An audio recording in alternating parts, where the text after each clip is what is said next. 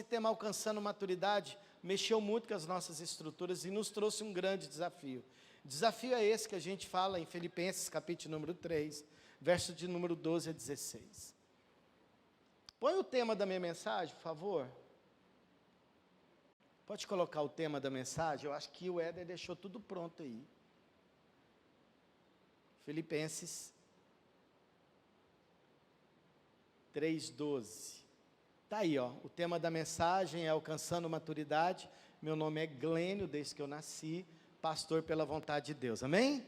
Então está aí. Quem está anotando, anote. Os assembleianos gostam muito de anotar. Os batistas gostam só de observar. Então observe, anote, faz com que... Alcançando maturidade é o primeiro dia, né? Primeira ministração. Filipenses capítulo número 3, a partir do verso de número 12, nós vamos trabalhar sobre isso. Vamos lá?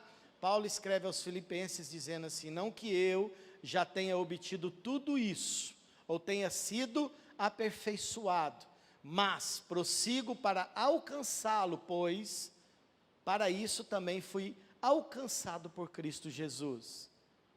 Irmãos, não pense que eu mesmo já tenha alcançado, mas uma coisa faço, esquecendo-me das coisas que ficam para trás e avançando para as que estão adiante de mim, prossigo para o alvo, a fim de ganhar o prêmio do chamado celestial de Deus, que está aonde, querido?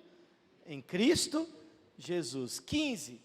Todos nós que alcançamos a maturidade, repita comigo, todos nós que alcançamos a maturidade, só eu agora, devemos ver as coisas dessa forma. E se em algum aspecto vocês pensam de modo diferente, isso também Deus esclarecerá. E o 16, tão somente vivamos de acordo com o que já alcançamos. Feche seus olhos, vamos orar. Senhor, alcançando a maturidade, Tua palavra diz em Efésios capítulo número 3, ó Deus, uma seta, um sinal, uma placa, que devemos, ó Deus, andar em maturidade. Só possa nos capacitar nessa noite a navegar, ó Deus, nessa palavra. E aquilo que eu não consegui convencer eles, ó Pai, eu te convido, Espírito Santo, convença-nos dessa noite a importância de ter a consciência de um evangelho que pode todas as coisas. Amém? Você pode aplaudir mais uma vez o Senhor?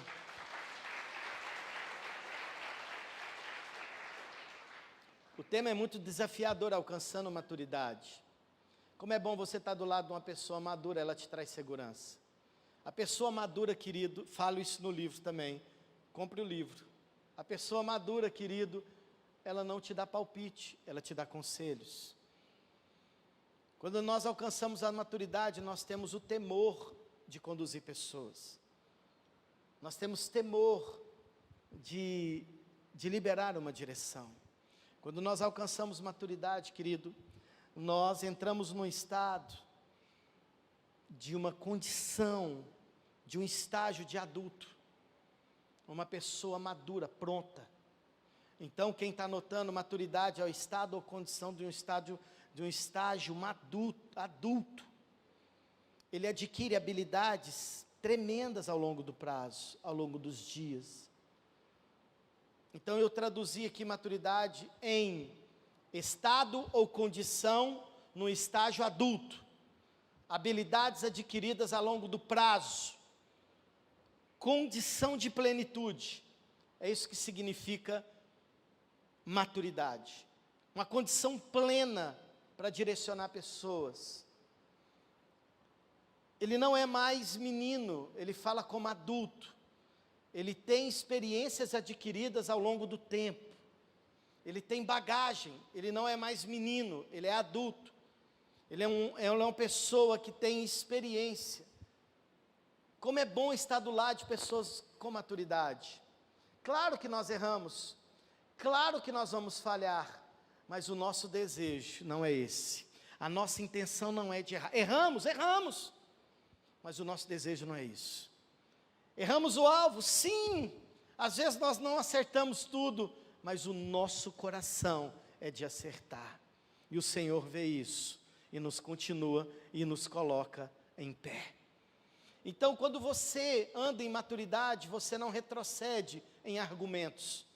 Perguntas não te paralisam. Ministrei essa semana aqui, no Goiânia 2, ministrei no Balneário, na igreja do Balneário, e tive a grata surpresa, a honra de ministrar na igreja do Senador Canedo. Como o Gines não quis que eu pregasse lá no Universitário, a igreja do Universitário ficou sem essa palavra.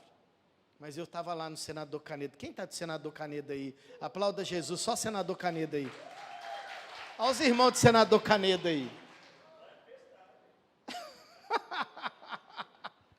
A única igreja, que eu não estou mandando recado, a única igreja do Ministério Atos que eu não preguei sobre isso, foi no Universitário. Eu vou conversar com a Sandra Carvalho. Queridos, quando nós andamos por maturidade, a gente não para por qualquer coisa, a alma não nos domina, a incerteza não nos paralisa, e a gente avança para o alvo. É o que o apóstolo Paulo disse aqui: esquecendo-me das coisas que para trás ficam, eu avanço para o alvo. Eu avanço, repita comigo, eu avanço. Fala assim, na maturidade, eu avanço. É por isso que em Hebreus nós não somos daqueles que retrocedem. Então essa expectativa que Deus tem para nós, quando nós alcançamos no Senhor maturidade. E eu trouxe aqui para nós compartilharmos alguns sinais de maturidade. E eu gostaria que você anotasse, eu vou falar bem devagarzinho. Anote, pense, reflita, se em nenhuma dessas áreas você tem esses sinais. Vamos lá. Sinais de maturidade. Faz planos e tem objetivos claros. Pessoa madura sabe onde quer chegar. Pessoa madura tem planos e objetivos claros. Por quê? Porque ela não entra em ônibus sem endereço. Ela não entra em qualquer barco. Ela não aceita qualquer convite. Por quê? Porque ela tem planos e objetivos claros. Ela tem um projeto de vida. E ela não quer perder tempo. Ela quer acertar o alvo. E aí ela navega entre decisões e escolhas de uma forma consciente. Assume responsabilidades. Uma pessoa madura, ela assume responsabilidades. Ela não teme as mudanças, pelo contrário, elas geram elas. Elas assumem responsabilidades e não temem mudanças.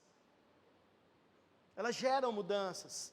Pessoas maduras, queridos, sempre tem uma novidade para você. Por quê?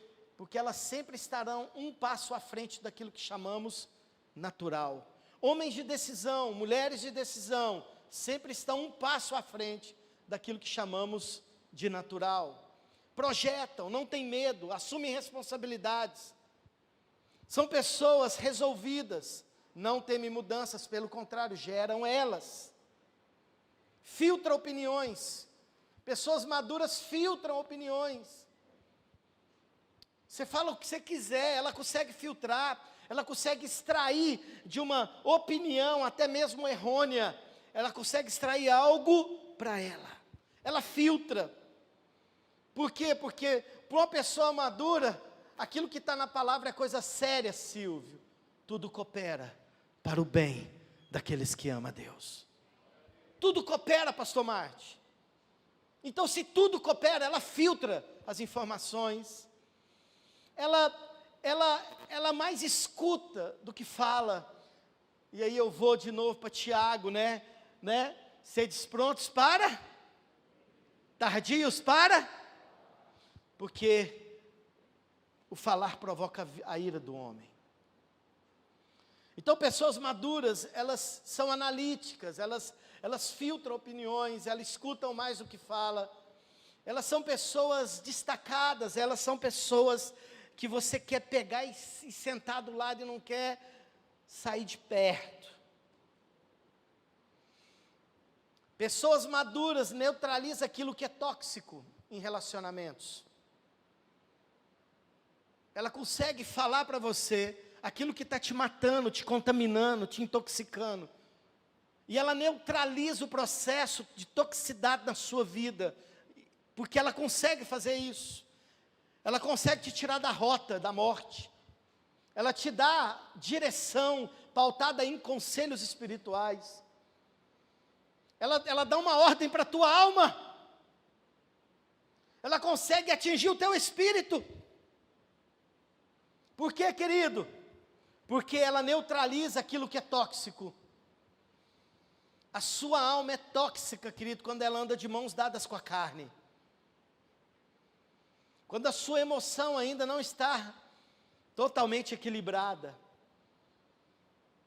A alma e a carne se unem, você passa a tomar decisões pautadas em escolhas erradas, precipitados. Então, uma pessoa que tem sinais de maturidade, querido, ela consegue neutralizar aquilo que não presta, aquilo que não colabora, e ela consegue colaborar com você. Ela consegue fazer algo, ela muda seu dia, ela te dá uma direção que determina seu próximo passo. Uma pessoa madura julga menos e perdoa mais. Sinais de maturidade é quando a pessoa julga menos, ela tira o martelo da mão. Ela entende que ela não é Jesus. E agora ela perdoa mais. Sinais de maturidade, querido, é quando a pessoa consegue compartilhar as suas derrotas e as suas conquistas. Sinais de maturidade, querido, é quando ela consegue expor aquilo que ela perdeu, mas também ela consegue expor aquilo que ela ganhou.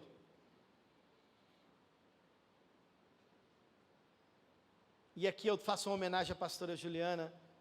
Eu gostaria que ela estivesse anotando, e ela está. Sinais de maturidade numa liderança é quando a pessoa ela se torna resolvida.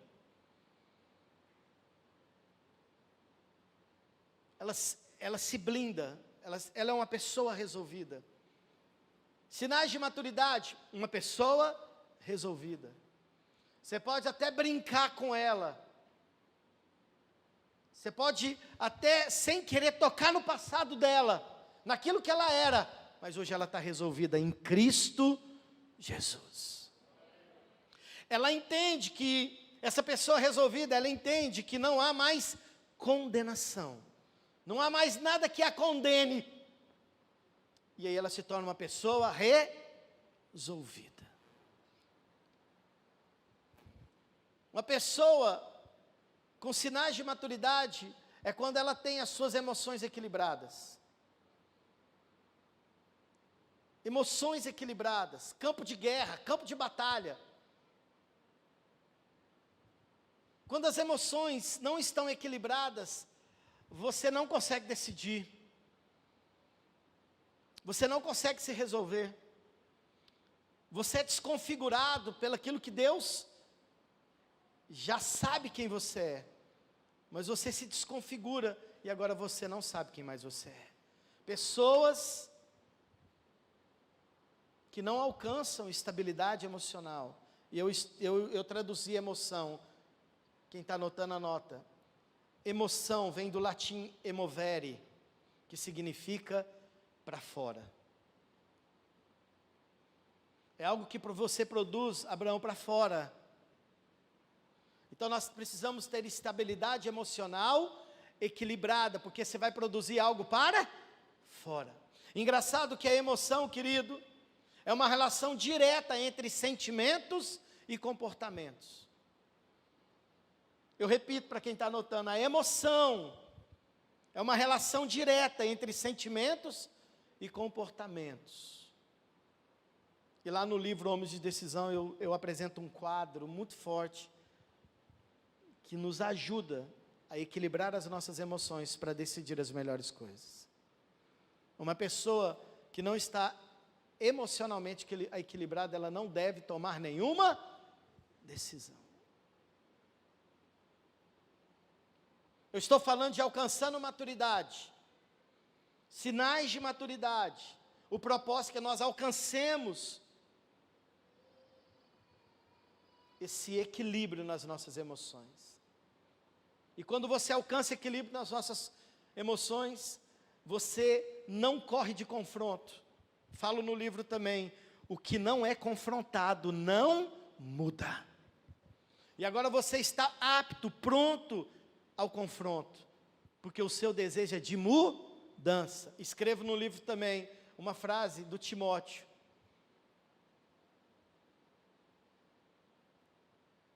Timóteo, ele compartilhou uma frase com a gente, que a gente precisa decidir mudar e parar de tentar melhorar. Eu peguei essa frase e botei no livro, e eu faço um texto sobre isso no livro. Quando você passa a vida inteira na imaturidade tentando melhorar, você tenta melhorar para os outros, você tenta melhorar para todo mundo, mas você precisa, na verdade, de mudança. E quando eu não decido mudar, eu passo a vida inteira tentando melhorar. Estabilidade emocional.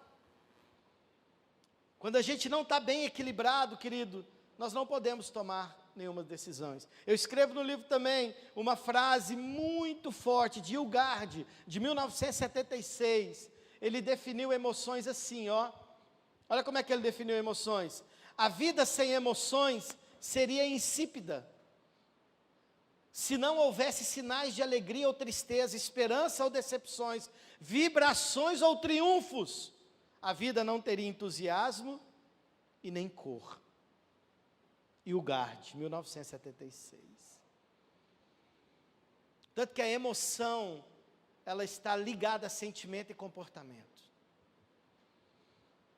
Então, quando você anda, alcança a maturidade, você consegue equilibrar suas emoções. Você consegue ser assertivo. Porque no natural, querido, o natural escolhemos, mas na maturidade decidimos. Quando a gente está no nosso natural, querido, eu escrevo no livro também que escolhas são opções. Você tem várias opções de escolha, decisão não, querido. Decisão você só tem uma. Cercada por uma demanda de escolhas.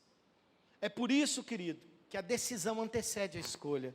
Você precisa decidir escolher. Porque se você escolher, decidir, você não anda, você paralisa. Porque escolhas são variações de opções. Então, se no processo natural escolhemos, no campo da pesquisa, na maturidade decidimos. E a nossa decisão promove um impacto, querido, que influencia o nosso próximo futuro, ou então o nosso futuro. Toda vez que você decide, querido, você navega no presente, mas apontando para o futuro. Porque a sua decisão vai promover um impacto. As suas escolhas não. Elas só fazem você mapear o seu próprio presente, a não ser visitar seu próprio passado. Mas quando você decide, você está decidindo, você está dando um passo em direção ao desconhecido, ao futuro. E eu decidi colocar isso no livro, que escolhas, ela aponta para o presente ou passado. Mas homens, na sua maturidade, ele alcança decisões que comprometem o seu presente e futuro. Então hoje nós precisamos entender isso. Homens maduros sabem decidir. Usa as escolhas como fonte de pesquisa, porque ele já decidiu decidir. Escreva, decida decidir nessa noite. O que você precisa decidir nessa noite? Como é que você tem caminhado nesse evangelho? Você é um analítico do evangelho, um espectador do evangelho. Decida nessa noite, querido, dar um passo em direção, querido, ao seu futuro, nesse evangelho. Decida nessa noite, a viver um evangelho que é para todos. O evangelho que primeiro passa por você, mas ele não pode parar em você. Quem está me entendendo aqui? O evangelho precisa passar por você, querido. Porque segundo a minha Bíblia, eu tenho certeza que está escrito na sua, diz assim um mandamento, ide por todo mundo e prega o evangelho. E prega o evangelho.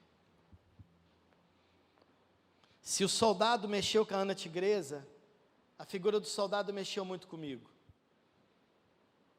Quando nós decidimos escolher a figura do soldado, pode colocar o soldado aqui, filha? Deus falou demais comigo. Pode pôr. O título do livro é Homens de Decisão, querido. Mas o que vem mais abaixo me custou muito caro. Da renúncia ao novo. Vamos ler. Você pode falar da renúncia ao novo. E Deus, eu queria alcançar uma imagem que traduzisse isso. Da renúncia ao novo. Homens de decisão, da renúncia ao novo. Jorge, eu encontrei nesse soldado. E olhando esse soldado, agachado, de prontidão, olhando para o chão, ele está renunciando, ele recebeu uma missão. Ele recebeu uma missão de ir para a guerra, querido. E ele está aceitando a missão. Ali ele está renunciando a sua história, o seu emprego, a sua família, porque ele não sabe se vai voltar para casa. Homens de decisão, da renúncia ao novo. Ele não sabe se vai voltar para casa, mas ele vai fazer de tudo para voltar. Tem coisas que ainda você não toma posse, querido, porque você ainda não renunciou. E que nessa noite você tome uma decisão hoje, de experimentar o novo, renunciando aquilo que não te cabe mais no evangelho. Nós chamamos isso de postura espiritual, de fome e sede de Deus. Nós chamamos isso de busca, chamamos isso de intimidade, de vida com Deus. E isso vai fazer você renunciar a muitas coisas. Renunciar seu sono, sua preguiça, sua lerdeza.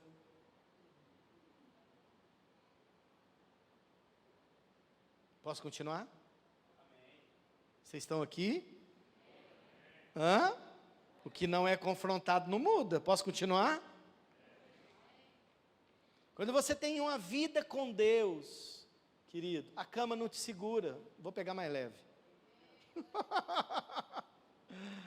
Quando você tem uma vida com Deus, querido, você tem algo para falar. Você tem algo para compartilhar.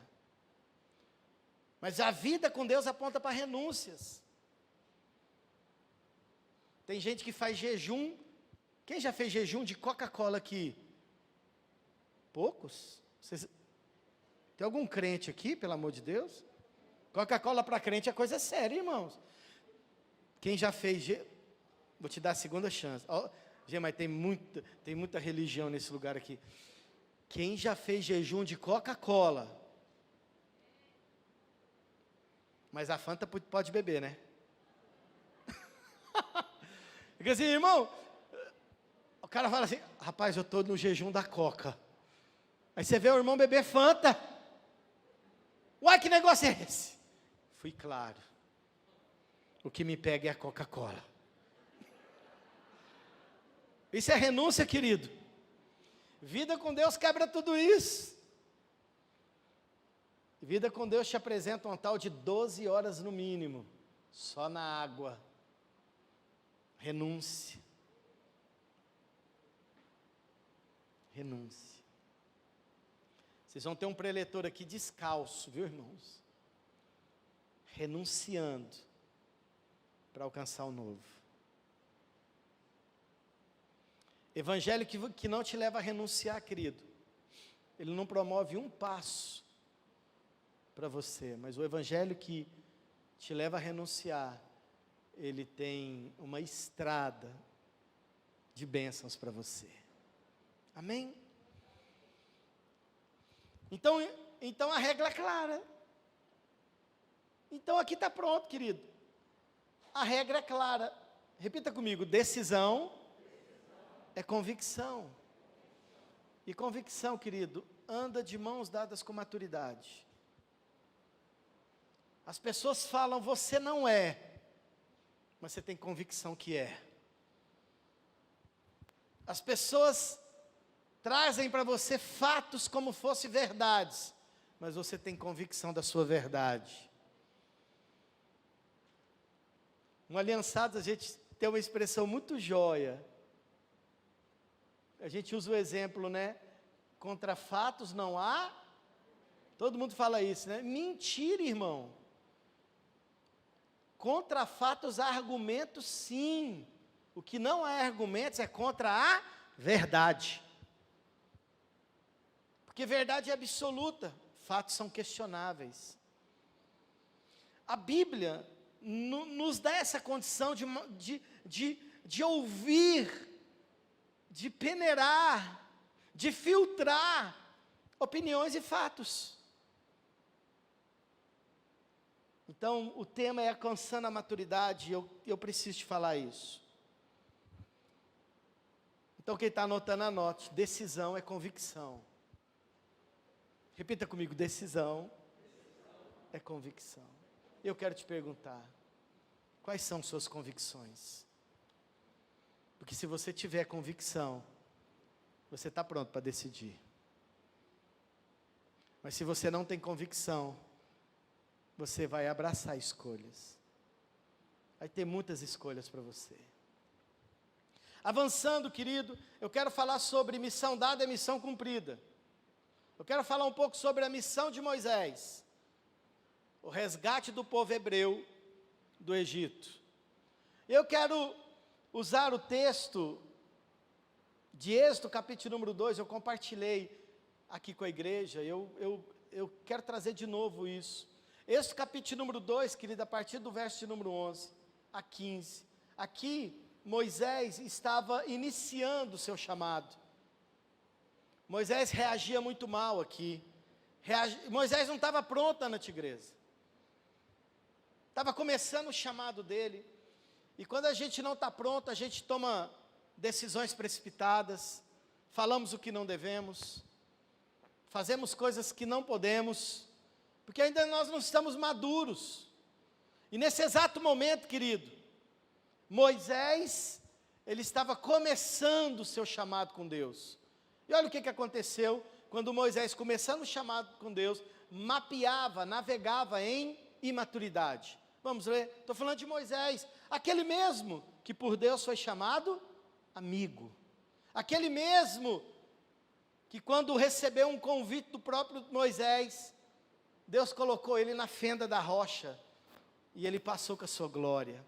Estou falando de Moisés, querido, esse mesmo, querido, Moisés, aquele que Deus falava com ele face a face. Chegou um tempo na vida de Moisés, que ele estava imaturo, ele não estava preparado. A liderança de Moisés aqui, ela navegava em imaturidade. Vamos lá? Certo dia, sendo Moisés já adulto, foi ao lugar onde estavam os seus irmãos hebreus, e descobriu como era pesado o trabalho que realizava. Viu também um egípcio, repita comigo, egípcio. Espancaram um dos hebreus. Olha o que aconteceu, querido. Correu o olho para um lado e para o outro. Não vendo ninguém, o que ele fez, querido? Matou o egípcio. E o que ele fez ainda? Pior, ele o escondeu. Entra na cena. Entra na cena. Ele compadece, a causa era justa, compadeceu com seus irmãos. Ele compadeceu, ele compadeceu com seus irmãos, viu que o trabalho que os irmãos dele faziam era pesado. Ele olha para a direita, olha para a esquerda, não vê ninguém, ele matou o egípcio. Ele não promoveu um conselho, ele não promoveu a parte, ele matou. Pior, ele escondeu. Olha que coisa mais perigosa. 13. No dia seguinte saiu e viu 2 hebreus. Agora os irmãos dele começam a brigar. Ontem alguém estava espancando os irmãos, agora os irmãos estão brigando. E saiu e viu 2 hebreus brigando. Então perguntou ao agressor: por que você está espancando o seu companheiro? Por que você está fazendo isso? Ei, presta atenção. Perguntas e argumentos que nos paralisam. Na imaturidade, perguntas e argumentos nos paralisam. Quando nós não resolvemos, quando nós não sabemos quem somos, perguntas e argumentos nos paralisam. Olha o que falou lá, querido. O homem respondeu, o irmão, o hebreu, respondeu: quem o nomeou líder e juiz sobre nós? Ué, Moisés, quem te colocou líder e juiz sobre nós? Quer matar-me como matou o egípcio? Moisés teve o quê, querido? E o que ele pensou? Certamente todo mundo já está sabendo o que eu fiz. Vai para frente, 15. Quando o faraó soube disso, procurou matar Moisés, mas este fugiu e foi morar na terra de Midian. Ali assentou-se à beira de um poço, e ali ele conhece Zípora e casa com ela. Eu quero falar que Moisés, na sua imaturidade, teve uma ação que ele não pensou, foi imediatista. Ele matou, ele enterrou, ele teve medo e fugiu. Ele fugiu do seu propósito. Aprofundando mais, se a missão terra prometida para Moisés era uma missão clara e tinha que ser cumprida, Moisés mostra à igreja que ele tinha problema, dificuldade. De quê, querido? De liderar. O maior desafio de Moisés era a sua própria liderança. Sempre foi assim. Eu quero te convidar também a abrir agora em Números capítulo número 20, verso número 7. Moisés agora maduro, experimentado. Moisés operou milagres, andou com Deus. Moisés viu a glória de Deus. Ninguém viu Deus. Teólogos, me perdoem. Pedro, me perdoe, já viu, né? Ninguém jamais viu Deus. Mas agora Moisés, querido, está preparado. Viu milagres, maravilhas. Só que Moisés, ele não filtrava opiniões. As opiniões alheias paralisavam Moisés. Deixava Moisés irado. Queria tirar Moisés do centro da sua verdade, era só barulhar ele, um pouquinho. A maior dificuldade de Moisés era a sua liderança, gente. Com um cajado ele abriu o mar vermelho. O homem tinha autoridade, querido. Deus era com ele. E agora quando a gente pensa que Moisés está em sua plena maturidade, ele reage de novo mal. No versículo de número 7, querido, o Senhor disse a Moisés, foi Glênio que diz a Moisés? Foi o Senhor disse a Moisés, nós vamos até o 12. Pegue a vara, e com o seu irmão, pegue a vara que você abriu o mar vermelho, pegue a vara que engoliu todas as serpentes do Egito, a mesma vara, pegue ela, você não está sozinho não, vá com o seu irmão, Arão, reúna a comunidade diante desta, fale aquela rocha. Reúna a comunidade diante de uma rocha e fale a ela, e ela verterá água, vocês tirarão a água da rocha para a comunidade e para os seus rebanhos beberem. Vai. Então Moisés pegou a vara que estava diante do Senhor, como esse lhe havia ordenado. Começou bem. Moisés começou bem, obedecendo. Presta atenção. Vai. Moisés e Arão reuniram-se a assembleia em frente à rocha, e Moisés disse: escutem, rebeldes.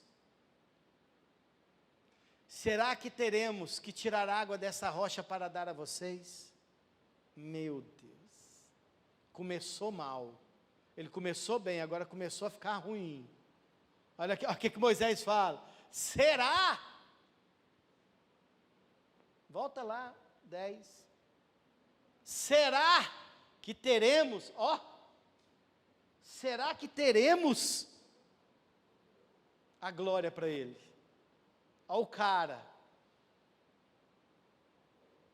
Quando você tem uma liderança imatura, você quer aparecer em todos os lugares. A imaturidade te expõe, querido. Quando a sua liderança não está preparada, você quer estar em todos os lugares. Você rouba a glória de Deus. E você se se levanta. É a Bíblia que está dizendo, querido, não sou eu não. Escutem, rebeldes. Será que teremos que tirar água dessa rocha para dar a vocês? Continua. Então Moisés ergueu o braço e bateu na rocha. Quantas vezes, querido? Ele bateu 2 vezes. Jorrou água e a comunidade e os rebanhos beberam. Vai, sentença de Deus. O Senhor, porém, disse a Moisés e a Arão: como vocês não confiaram em mim, para honrar a minha santidade à vista dos israelitas, vocês não conduzirão essa comunidade para a terra que darei a vocês. Está claro que o problema de Moisés era a sua própria liderança. Tem uns que são sanguíneos, Moisés era hemorrágico. O maior desafio de Moisés era a sua própria liderança. Moisés tinha dificuldade, querido, de se equilibrar emocionalmente. Olha que interessante. Ao contrário de Jesus, um homem resolvido para executar a sua missão na terra. E eu quero falar que a pergunta e os argumentos paralisaram Moisés. Moisés, quem te colocou juiz sobre nós? Vai nos matar como você matou o egípcio? Agora Jesus recebe na sua própria terra o mesmo nível de ataque. Marcos capítulo número 6.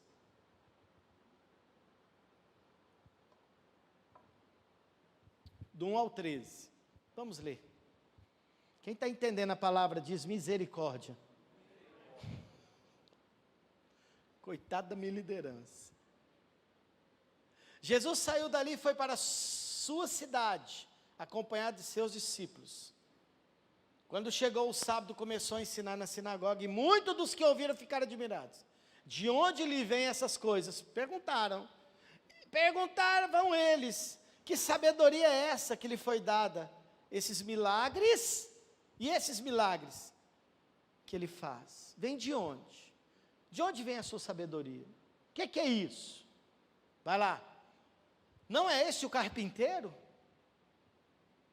Filho de Maria, irmão de Tiago, José, Judas e Simão? Não estão aqui conosco as suas irmãs? Ficavam escandalizados por causa dele. Olha a postura de Jesus, Jorge. Jesus lhe disse: só em sua própria terra, entre seus parentes e entre sua própria casa, é que um profeta não tem honra. Homem resolvido. Os argumentos e perguntas não paralisaram Jesus, porque Jesus é um homem resolvido. Não mais tarde, Jesus solta uma dessa: aquele que não aborrecer pai, mãe, filhos, amigos, parentes, não é digno de mim. É porque Jesus é um homem resolvido. Sua parentela não paralisava mais Jesus. Olha o que aconteceu no verso número 5. E não pôde fazer ali nenhum milagre. Ele paralisou? O 6, olha lá. Ficou admirado com a incredulidade deles. Então Jesus passou a percorrer os povoados. O que, querido? Ele paralisou? Ele fugiu? Ele escondeu? Não. Jesus resolvido, na sua liderança, na maturidade da sua liderança, ele invade povoados. Olha o que acontece. 7. Chamando os 12 para junto de si, enviou-lhes de 2 em 2, ele deu autoridade sobre espíritos. Ele tinha acabado, tigresa, de ser confrontado pela sua própria parentela, pelo seu próprio povo. Ele tinha acabado de ser confrontado. Quem é você? Você não é o filho do carpinteiro? Ou você não é o carpinteiro? Você não cresceu nessas ruas? Seus parentes não estão todos aqui? Nós te conhecemos, Jesus. E ele não paralisa por perguntas e argumentos. E ele vai para o 8. 6, 8. Estas foram as suas instruções: não levem nada pelo caminho, a não ser um bordão, não leve pão, nem saco de viagem, nem dinheiro em seus sítios. Ele dá uma ordem depois que ele foi confrontado. Vai. Calcem sandálias, mas não levem túnicas extras. Até 12, vai.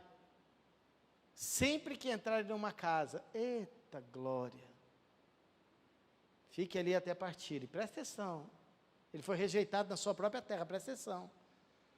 Se algum povoado não, olha como está curado. Ele acabou de não ser recebido na sua terra. Se algum povoado não os receber, nem os ouvir, sacodam a poeira dos seus pés, quando saírem de lá, como testemunho contra eles. Eu fico maravilhado com isso.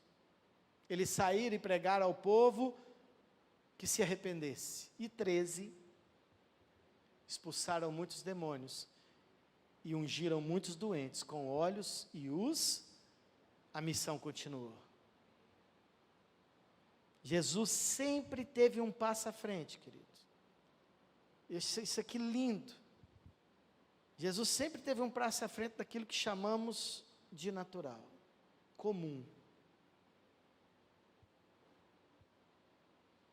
Na igreja a gente quer voar, né?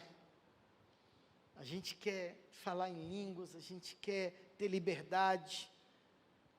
Perto dos irmãos numa visita, a gente quer colaborar, a gente quer promover mudanças, a gente quer, sim ou não? Comunhão nos fortalece, nos coloca de pé, nos traz alegria. Tenta promover uma comunhão na casa com seus irmãos de sangue. Tira sua liberdade. São palavras paralisadoras, brincadeiras que te ferem, sim ou não? Sim ou não, querido? E se você não for bem resolvido, querido, você paralisa. Você paralisa nesses argumentos. Então, para fazer, se tem um líder aqui, para fazer a obra de Deus, nós temos que alcançar a maturidade. Nós temos que esquecer das coisas que ficaram para trás e avançar para tem coisa nova para nós. Existem coisas novas para nós. Renuncie o velho. Experimente o novo. Não paralise com argumentos de casa. Não paralise com argumentos da sua própria terra. Meu Deus, avance. Deus tem novidades para nós. Jesus promovia mudanças constantes e oportunidades extraordinárias. Escrevo no livro: não derrube pontes, passe por elas. Jesus não derrubava pontes, ele passava por elas. Então Jesus promovia mudanças extraordinárias. Mas Jesus teve problema desde o seu nascimento. Jesus correu risco desde o seu nascimento. E eu quero finalizar essa palavra, querido, te dizendo que os riscos que Jesus correu desde o seu nascimento envolveu 2 famílias. E eu quero compartilhar isso aqui com você. A maturidade de uma promessa. A maturidade de uma promessa que te traz alegria, vida. Você precisa guardar ela. Você tem que ter maturidade para guardar aquilo que te prometeu. Você precisa, repita comigo, guardar. Não pode falar uma coisa para você sai contando para todo mundo. Rapaz, Deus usou o irmão do fogo, e falou para mim isso, todo mundo fica sabendo, coisa que era para você guardar. Imaturidade, querido. Tem coisas, querido, que não devemos falar, devemos gerar. Eu quero trazer duas famílias interessantes nesse contexto de gerar a promessa, de guardar a promessa num ambiente de maturidade. Jesus, ele estava correndo risco de vida, querido, desde seu nascimento. Lucas capítulo número 1, querido.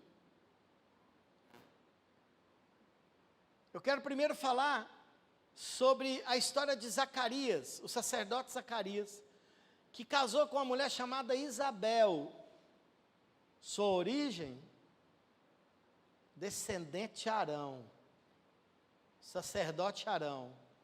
Presta atenção, Zacarias casa com uma descendência de um sacerdote ímpar. Isabel era da descendência de Arão. Então ele escolheu certo. Ele decidiu pela pessoa certa. Uma descendência sacerdotal. Ele vai cumprir o seu trabalho. Ele entra na tenda, tira a sorte, cai para ele vai cumprir seu trabalho. E lá aparece um anjo à sua direita. O nome do anjo, Gabriel.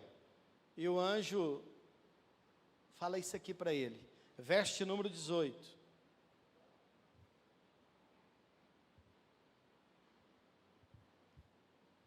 Zacarias perguntou ao anjo: como posso ter certeza disso? Sacerdote, oferecia sacrifício, intimidade. Deus falava, só bastou um anjo aparecer, querido. Um anjo aparecer. O cara não tinha medo de falar com Deus, mas tremeu na frente de um.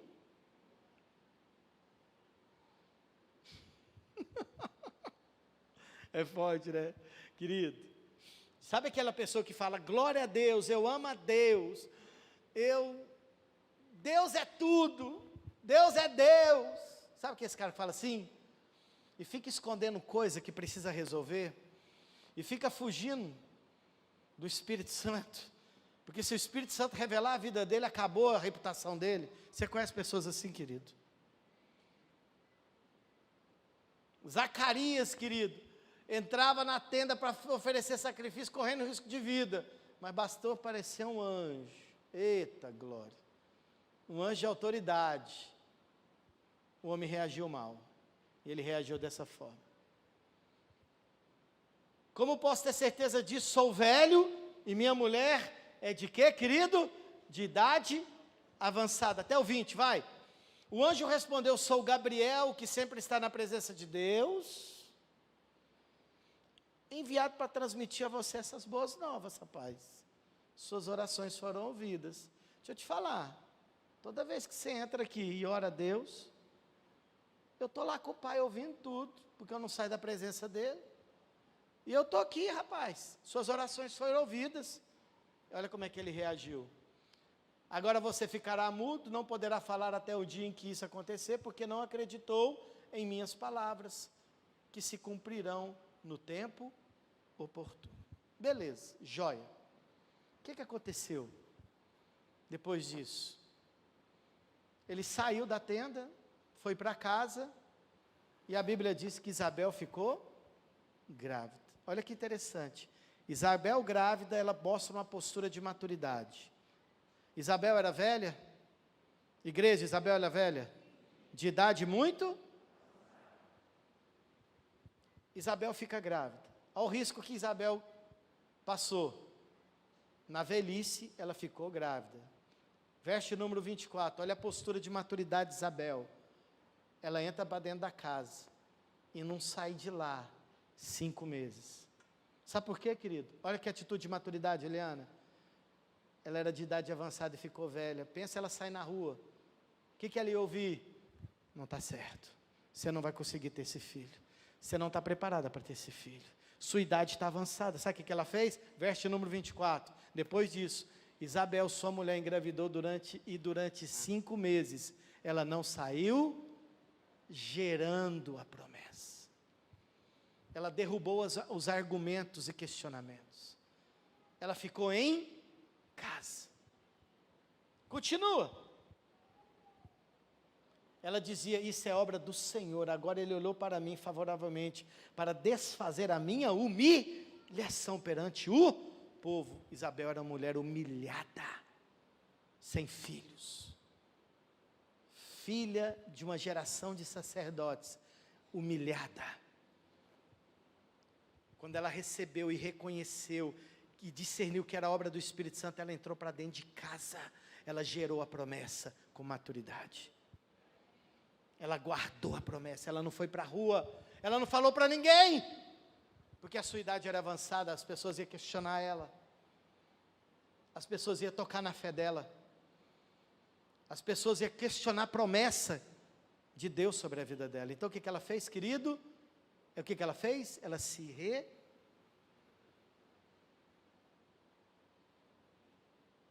guardou, ela foi gerar a promessa. Mas não parou por aí. Se Isabel correu riscos, Maria também correu riscos, uma virgem que engravidou. Isabel, uma senhora de idade avançada que engravidou, e agora uma virgem que engravidou. Maria agora corre risco de vida. Maria agora, querido, ela está na rota. O que é isso? Eu não sei o que é isso. Tá. Glória a Deus. Para o seu governo, eu já estou na conclusão. Ele sempre faz isso comigo. Vocês vão ver. Gente, vem aqui 8 horas da manhã, ele vai pregar. Vocês vão ver o que ele faz. Se uma velha engravidou, uma senhora engravidou, uma mulher de idade avançada engravidou, agora uma virgem engravidou, essa menina corre risco de vida. Vamos lá? Vamos ver o que a palavra de Deus diz, qual foi a atitude de Maria, para a gente avançar. Verso número 56, olha a postura de Maria. Maria ficou com Isabel cerca de 3 meses, e depois voltou para a sua casa. Isso aqui é o final da visita de Maria a Isabel, onde que os bebês brincaram de roda gigante, mexeram na barriga. Olha o que Maria fez. Maria ficou com Isabel cerca de quantos meses, querido? Num ambiente de maturidade espiritual.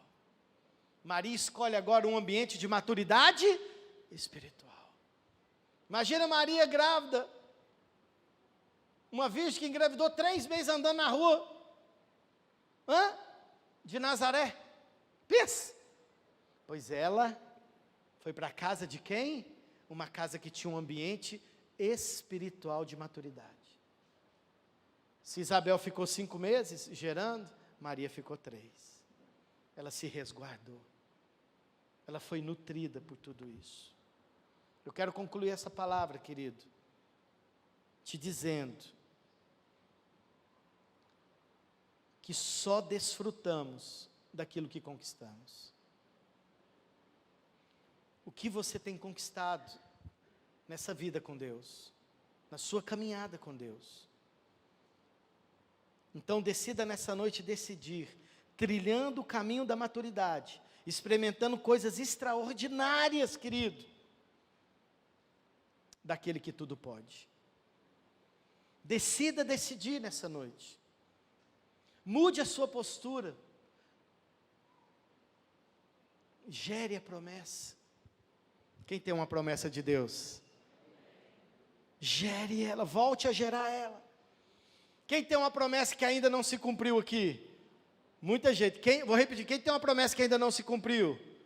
Não é hora de falar, é hora de gerar. A Bíblia me ensina no mínimo 3 meses.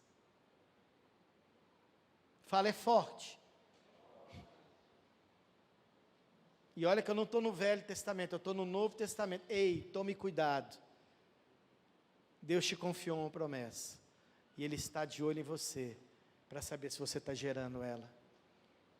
Gere a promessa, porque promessa nos traz alegria. Sim ou não? Promessa nos traz esperança. Então qual é a sua postura? Qual tem sido a sua postura de fé, a sua maturidade? Gere a sua promessa. Deus tem uma promessa para você. É hora de andar com pessoas que promovem ambientes espirituais de maturidade. Fique com pessoas, fique em ambientes maduros da fé. Quem está me entendendo aqui? Fique de pé em nome de Jesus.